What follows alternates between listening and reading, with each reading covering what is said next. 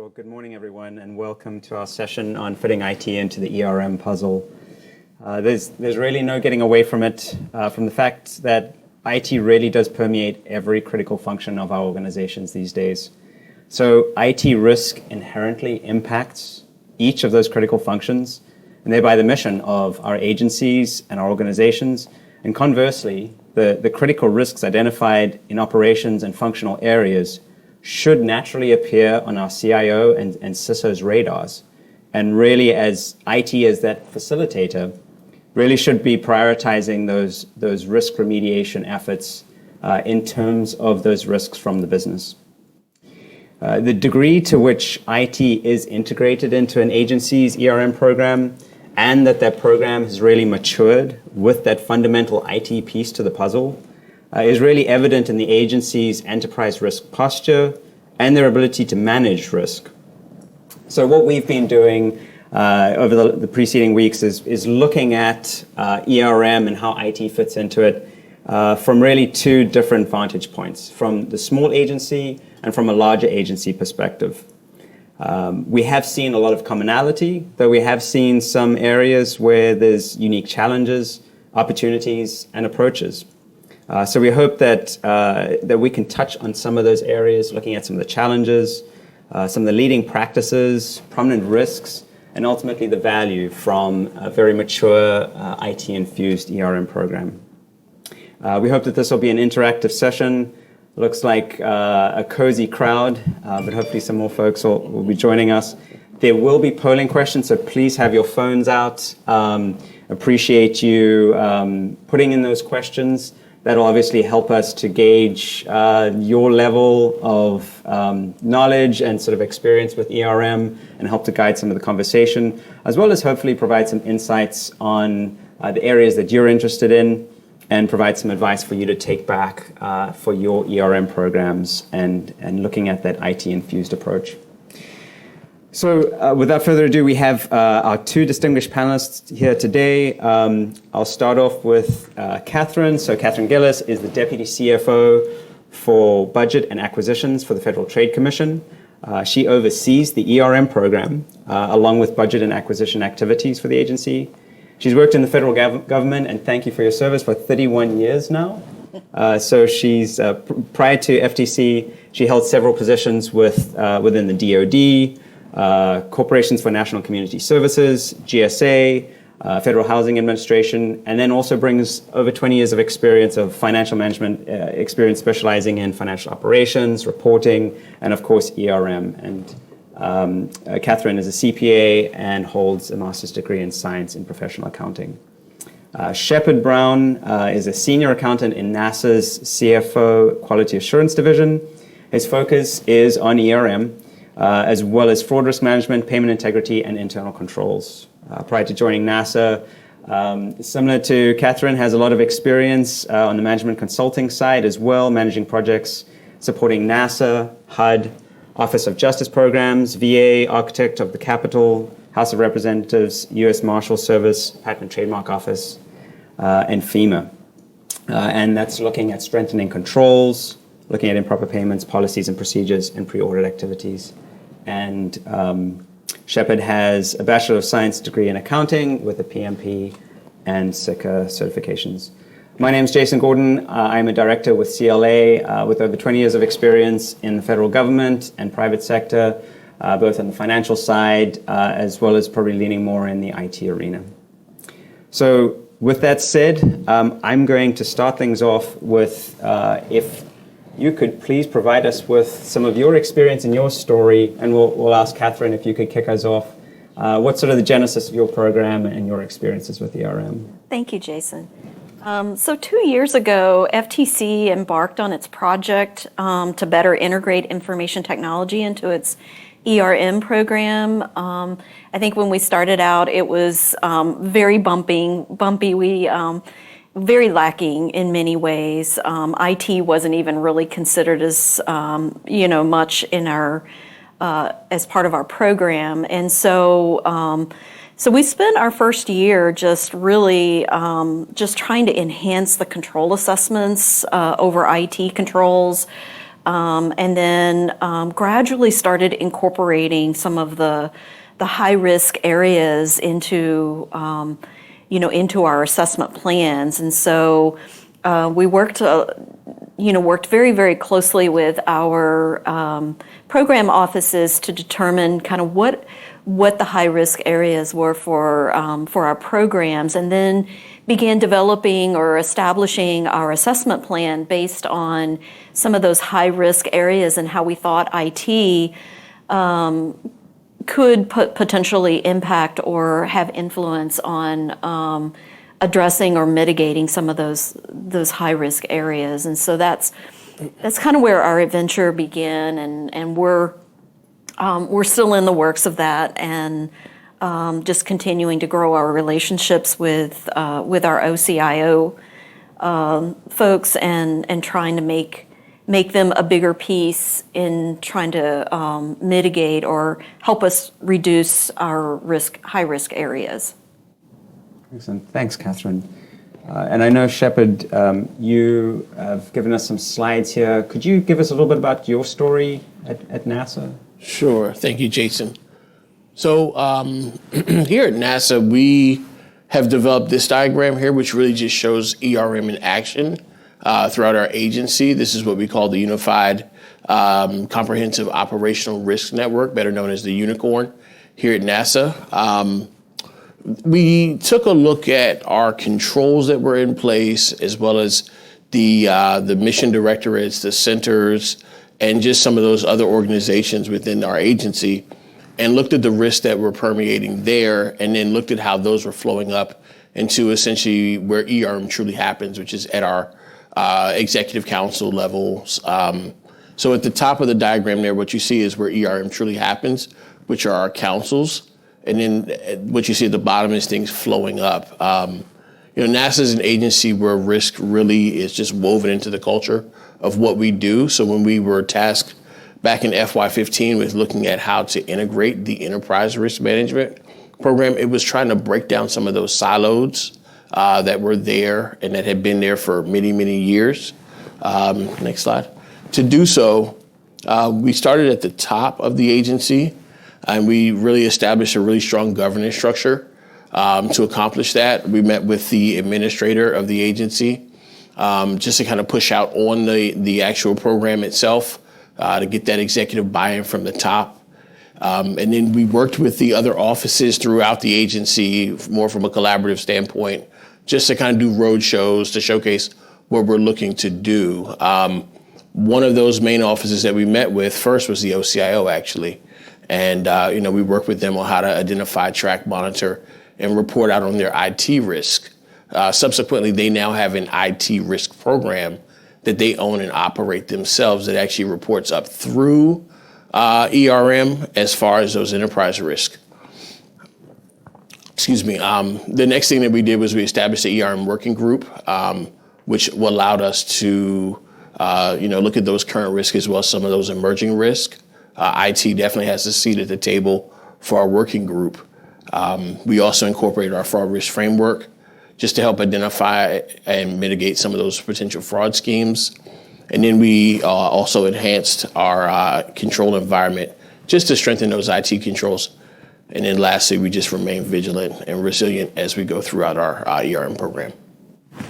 Excellent. Thanks, both of you. I can see here how getting the right players involved, and I think getting that initial buy-in can really help to sort of get the program going and making sure we address the right risks in our given agencies. And hopefully, I know we mentioned sort of that awareness and education. Maybe we'll touch on that a little bit later. So with that, what we're going to do is go to a polling question, just to get a sense of where everybody is here in the room. So this is our first polling question. And these are actually the levels that I believe come from the NASA side of things. So how would you rate your organization's ERM maturity from sort of at the initial stages, or in terms of maturity moving up through emerging, conforming, advanced, or even to that optimal level?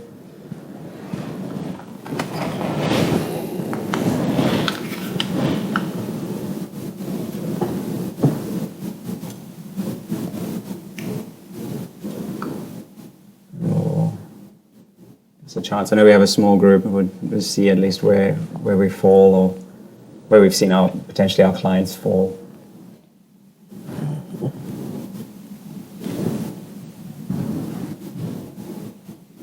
Okay. Yeah, I think we're seeing it more at the lower end of the scale there, from initial to conforming. It's good to see at least some on the advanced side of things. I know Catherine and Shepard, we discussed this beforehand, where we thought this would fall based on some of our experiences. Catherine, what do you think? Is this sort of, how does this play with some of our discussions?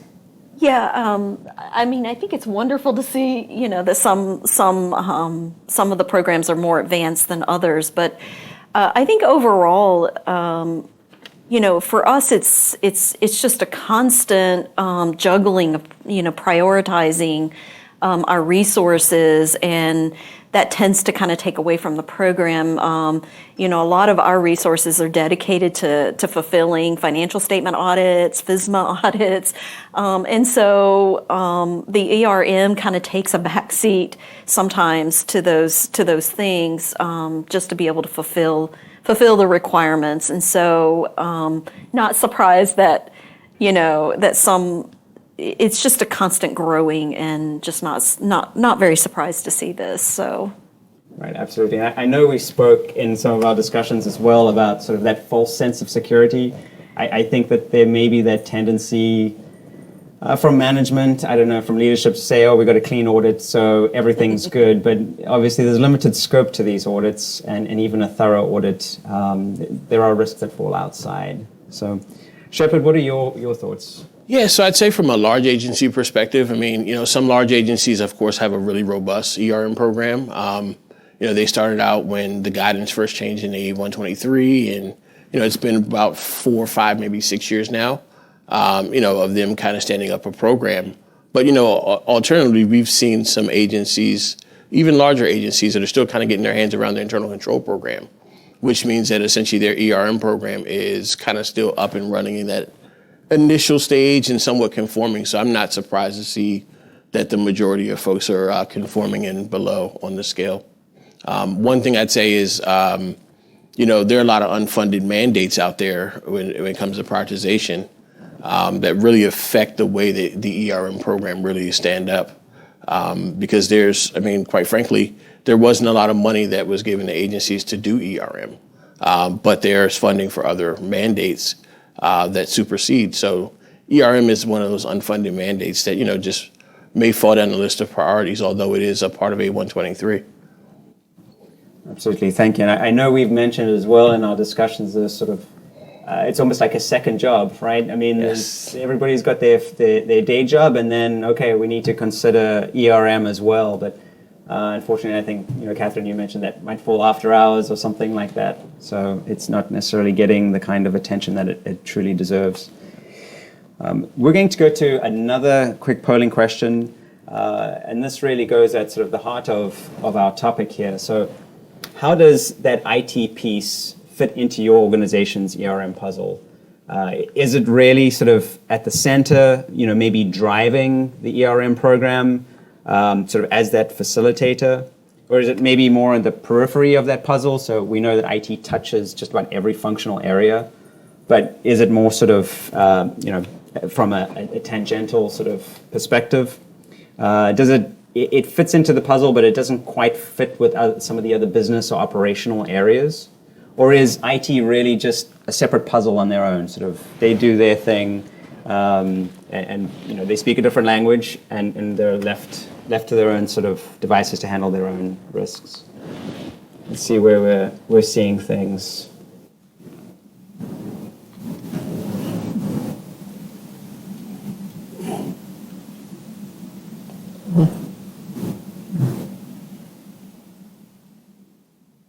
It's good to see, at least from some of the folks in the room, that it's actually at the center. I think that we had somewhat of a different perspective, but that's actually good to see for some folks. Catherine, what are your insights on this one? Yeah, I mean, this is wonderful. I know for us, we're still battling, we're struggling with better integrating IT into our program. And Jason kind of alluded to it earlier is, our OCIO shop is, always saying, well, we get good FSMA audit results. Why do we need ERM? And so, we try really hard to brace, to bring them on board and work with them and show them the value that they bring. But I think overall we still find them kind of in their own separate world. Right, So. and I think some of the IT assessments, at least in some of the surveys that I've read about, that can really sort of dictate how things work for ERM. Whether you're sort of bogged down in multitude of risks that are not as critical versus actually hitting on those key risk areas. Shepard, what are your insights? Yeah, so I'm actually again surprised that we have some folks that IT's right at the center. That's an awesome thing. It seems like it's fully integrated with those folks. I'd say here at NASA, it's integrated, but it's also kind of a separate piece of the puzzle. As I mentioned before, our CIO, they have their own risk management program, and for folks from our ERM team are not within their program. So we're relying upon the information from their program to be pushed up to our ERM team. And for those other risks that are not IT related, we don't see the IT piece of the puzzle integrated into those risks. Although, as we know, just about everything that we do on our side, there is an IT component to it, but IT is just doesn't have a seat at the table of some of those other risk management programs throughout the agency. Right, absolutely, and I think that this is not necessarily a maturity model, right? But we'd hope to see things moving more to A, right? That's really what we're looking at. So in this vein, I just wanted to get your perspectives, and Shepard, I'll start with you. So what should the IT piece look like in the overall puzzle? What's that sort of idyllic view? Yeah, so I think full integration really is the ideal view, right? Where there's an IT representative that is involved with ERM pretty much at every step with all the risks that are on your risk profile. There's an IT component. So really just having someone from the OCIO or an IT risk manager to be a part of it, just to kind of give it a different integrated flavor of, hey, when decisions are made, there's an IT, there could be an impact on IT. So I think that's really the full integration that I've envisioned at NASA. How about you, Catherine? Yeah, I think Shepard said it very well. I think just leveraging the IT infrastructure to be able to kind of support risk throughout the agency, right? Like, making sure that they are at the table to help us address our enterprise risk instead of their risk or being focused solely on their risk. I think they bring a lot of value to the agency and being able to help address or mitigate or reduce some of the risks that we have from an agency perspective. Absolutely, Catherine. One of the phrases that I read about was really IT should be moving to the center of that puzzle as sort of a driver. So, I think from an ERM perspective, I think there's two sort of objectives. One is to keep the organization, as I've heard, from falling into a pothole, right? And then the other one is really sort of driving things, which is IT serving as that facilitator. We hope that IT does move towards the center of the puzzle. Another expression I heard was really being that sort of central nervous system for the ERM program. So the other thing, and I don't know if Shepard or Catherine, you wanted to comment, but there's a lot out there in terms of frameworks and guidance. I know that from COSO to NIST, there is really that requirement to have IT included from an enterprise architecture side of things, from system development to assist with users. It really is critical, as well as I think probably as a priority, getting leadership involvement. So I don't know if that's something that you've seen. But let's move to polling question. Sure. On that note. So if you have your devices out, this is our next polling question, sort of starting to touch on that aspect of leadership. So if you could describe the interaction between your organization's ERM group, the C-suite, IT, and that's operational, IT and operational leadership and management. So what's that sort of interaction, that interplay? Is it frequent communication, high engagement, down to what interaction?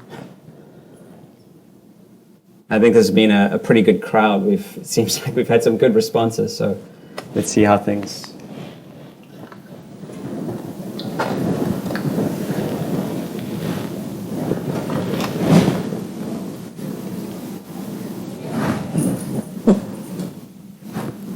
It's needed.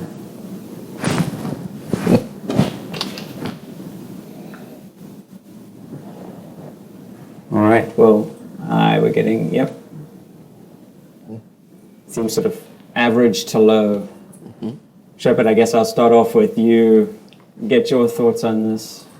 Yeah, I mean, I'm definitely not surprised with these responses. This is kind of what I anticipated. Again, for us, ERM, OCIO, they manage their own risk. ERM is not at their table. So, again, as risks come up through, we're only getting a piece of those risks. And, we actually run into some challenges occasionally with the OCIO within our ERM program, only because by us not being at the seat with them, the information that comes up may come up kind of piecemeal at times. And, as that's happened, we've made sure to reach out to our executive sponsor, to reach out to the Jeff Seaton, who's our CIO, just to kind of mediate and provide additional information as needed. For many of those risks that just come up, and they're maybe not necessarily what we consider an enterprise risk, but they're risks that the OCIO, just wants to kind of showcase to the executive leadership of our agency. Yeah. Great. What do you think, Catherine? Yeah, from our standpoint, and I keep mentioning this, as long as our leaders, as long as our we're getting good FSMA audit results, I don't know that that our OCIO team is very, has a desire or a need to really reach out, and so for us, it's been. We've attempted to do more one-on-one sessions with our OCIO shop to really get them more engaged and bring awareness to the benefit that they bring to the table to help us as an agency. And so, not surprised with the results. I think we're right there with you guys. So we're experiencing the pain as well.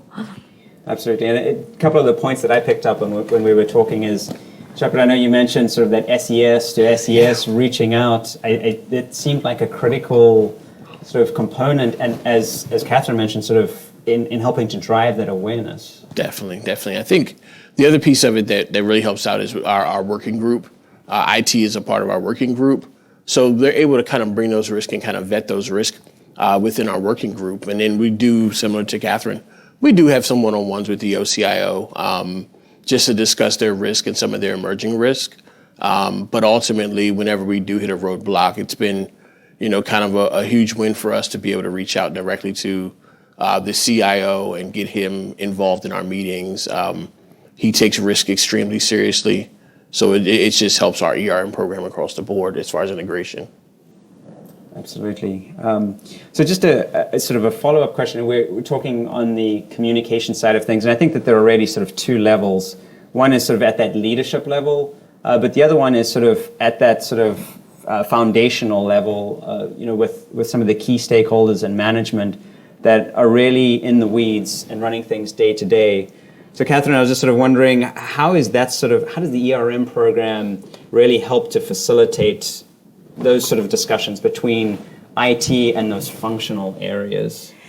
Yeah, for us, again, we've not really found that a large setting, group setting works very effectively. So, we kind of take things offline and meet one-on-one. We find that they're a lot more productive. We get a lot more information, a lot more feedback. It's it's more of a one-on-one discussion where we're really talking about, what they bring, what the ERM program can bring to them, and just overall, just having that one-on-one kind of provides that openness, that just allows them to kind of feel free to share what the risks are and know that we're in this together. It's a team. It's a kind of a team effort. So that's kind of how we have tackled it.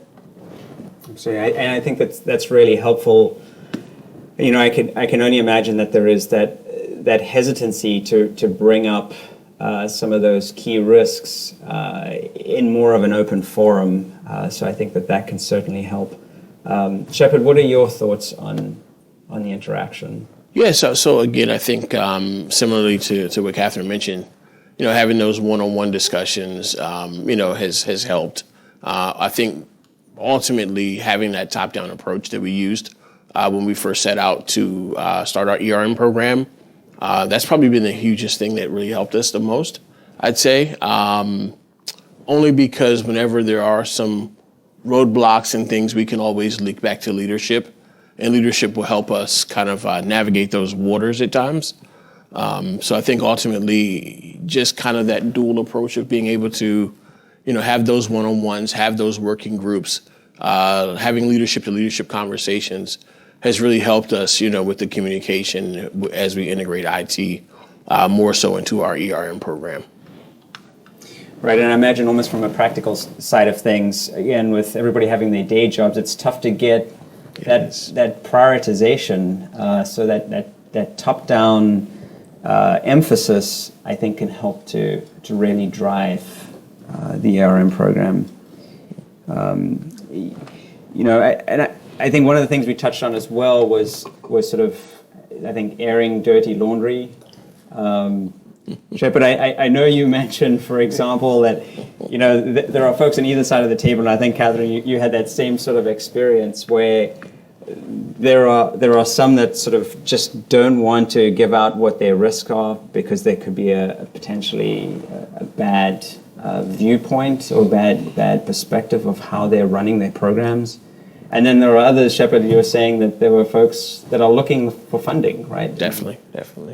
Yeah, I mean, I think, Jason, to your point, that's right. I mean, we've seen both sides of the coin. We've got, sometimes our OCIO brings risk to bear only to get funding, right? And I mean, it's not just OCIO, it's other program offices as well. They realize that these risks get to the top of the agency and we need more funding. So, we'll bring these risks up at some of our council meetings. And, there have been some times where some funding has gotten allocated to help them mitigate those risks.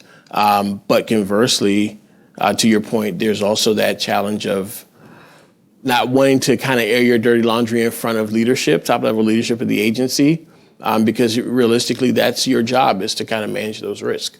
And to bring it up and say that, hey, we're not, maybe meeting the mark on these, or these are some risks that we know are coming up and we may need some additional funding, may not necessarily be their course of action. Right. Yeah.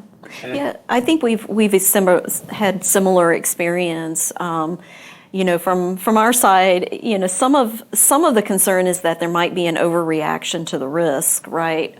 In a small agency, sometimes when you raise risk, there may, there's a lot of concern about the initial reaction to that. And so I think working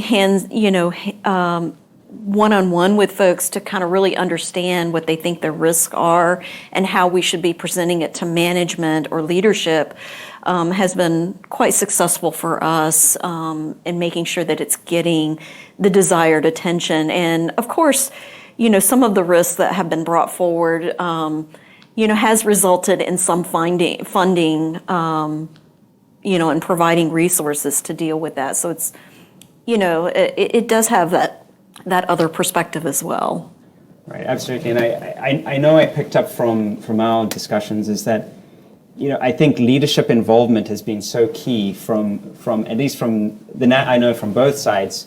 Thinking about Shepard, the administrator really driving the ERM program, putting it on everybody's radar and making it a critical component of everybody's jobs. I think that also helps to get buy-in from everybody. Well, if this is an administrator's priority, then it's my priority as well, right?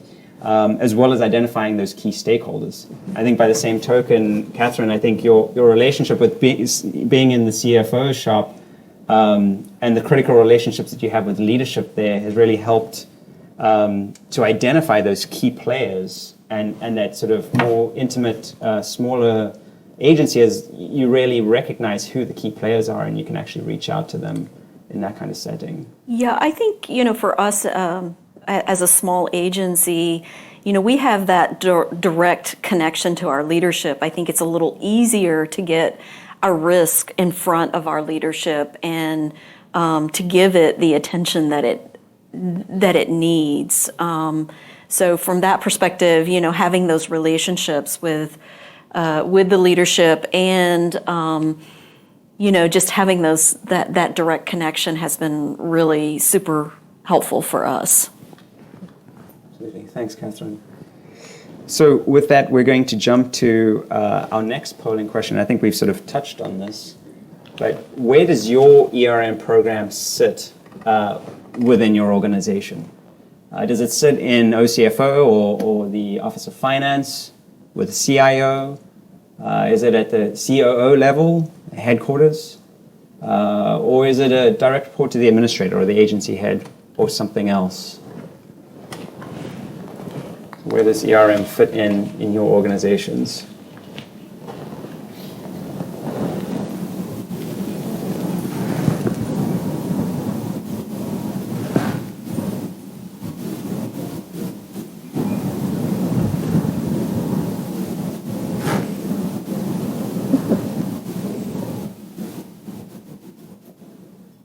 I'm looking at this and this is really interesting because I don't think this is quite what we expected. So, Catherine, do you want to jump in and give your perspective of? Sure, and I think this is wonderful actually to see these results. Because from our perspective, our program reports directly to the OCFO, but I think what really is beneficial to us is the fact that we have such a great relationship with our COO and being able to deliver our message to our agency head. So for us, we've made it work just through our relationship building and making sure that our agency head is aware of our risk and developing that relationship. So I definitely see the benefits of having this, having the program report directly to the agency head, right? Because it ensures that you get all the,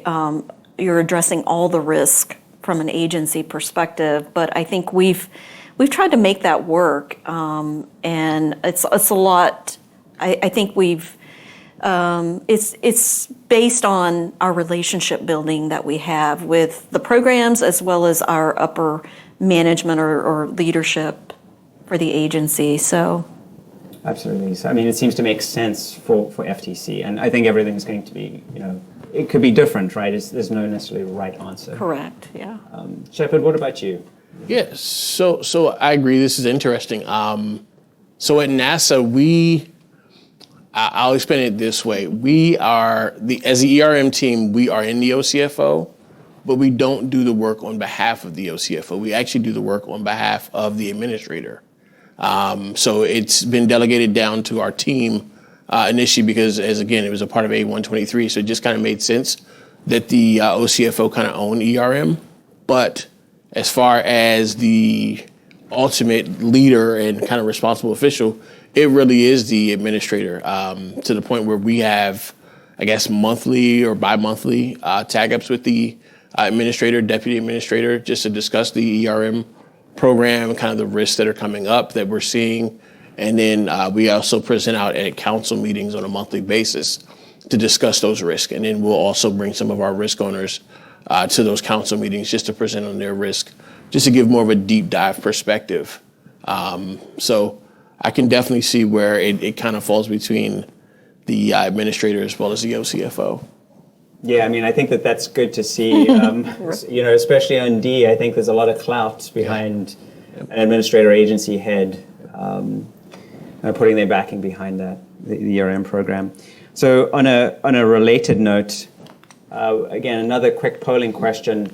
Does your organization have a CRO? And, I think we've seen more sort of CROs coming out there, at least in the federal space. Just curious to see, at least for the folks in the room, if you actually have a CRO.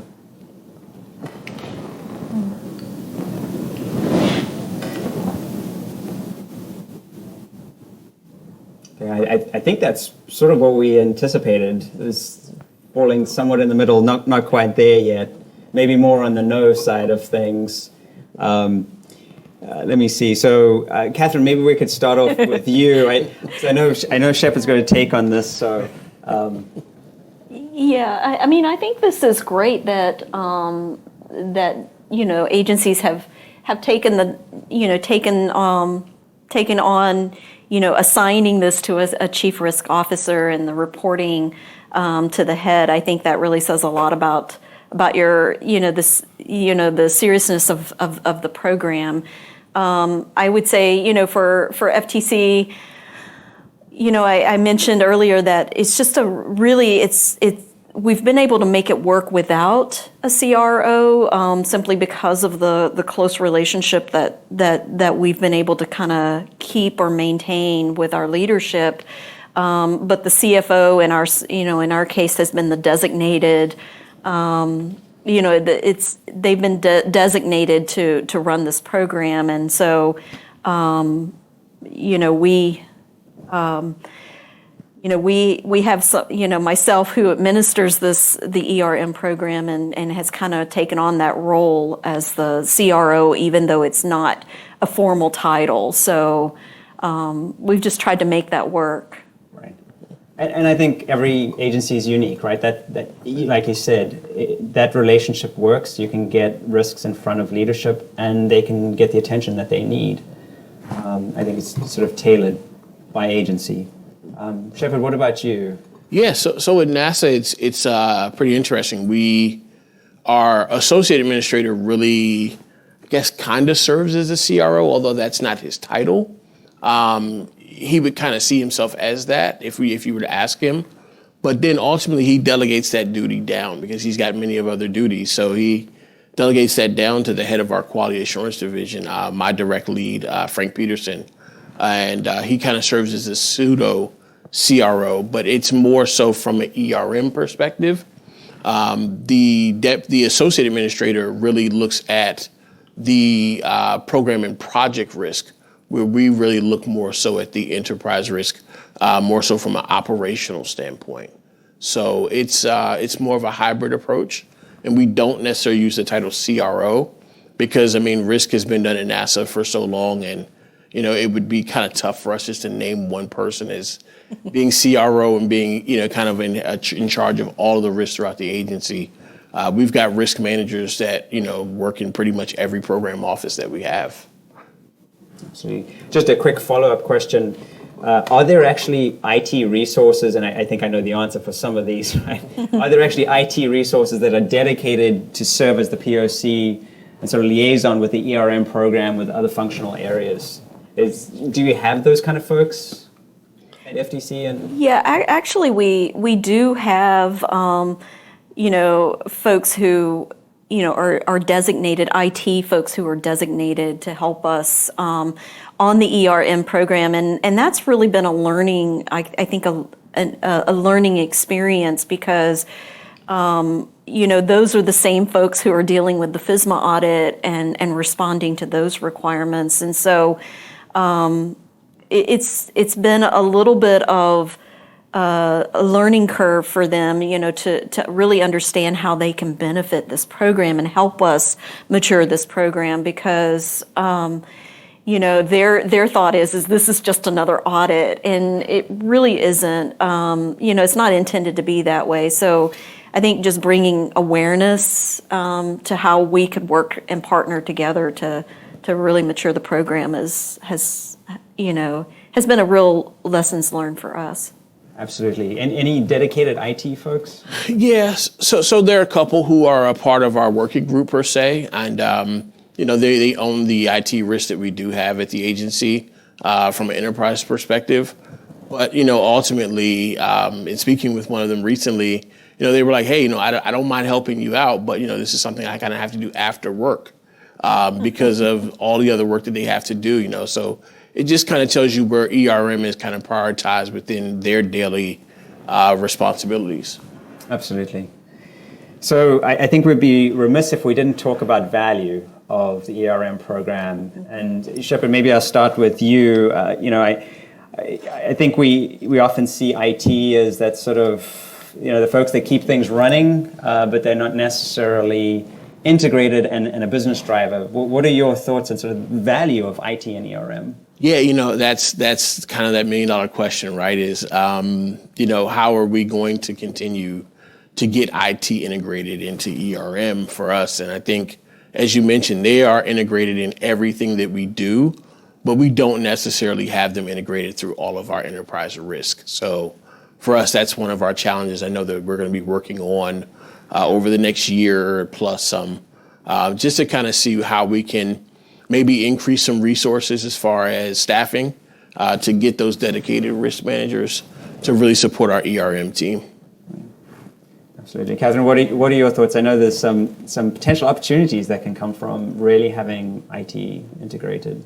Yeah, I think for us, and I think Shepard says it very well, but for us, just part of it is just bringing awareness to the benefit and the value that they bring to the program, right?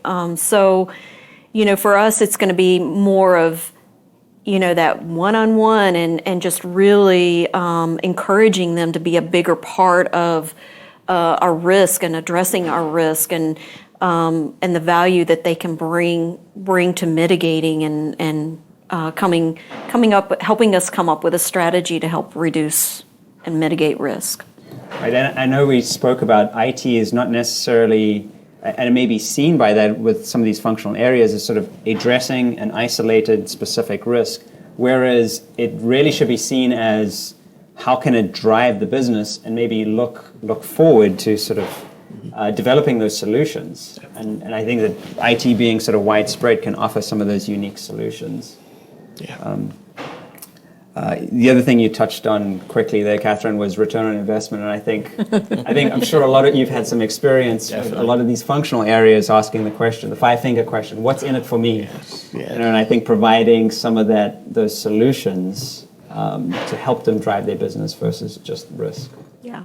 Yeah. I think that's where IT really will help us with a lot of our enterprise risk is as we go through the mitigation activities.